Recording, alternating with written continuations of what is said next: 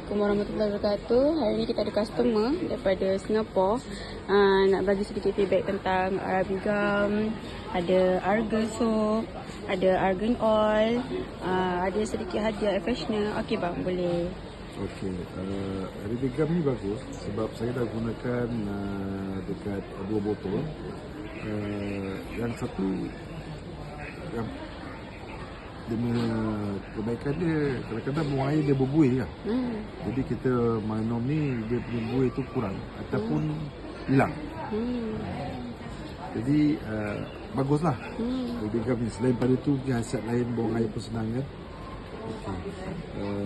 Sabun ni pula saya gunakan beli untuk anak saya yang ada penyakit eczema. Jadi dia pakai satu buku setakat ni, alhamdulillah dia punya kata-kata tu hilang. Dan bila kita gunakan sabun ni, kita ambil pula yang minyak dia pula. So minyak argan ni pula kita gunakan nanti bila dia dah mandi nak tidur malam, kita gunakan dia untuk sapu. Terus untuk eczema juga. Yang ada kata boleh untuk rambut. Betul. Kan?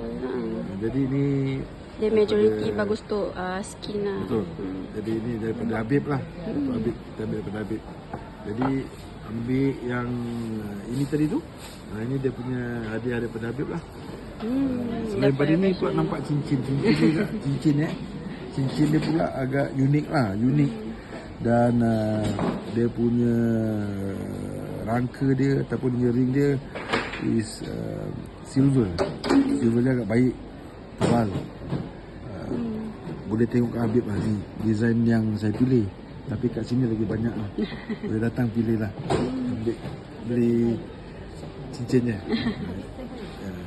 Habib. Okey, terima kasih. Ni saya ajak okey.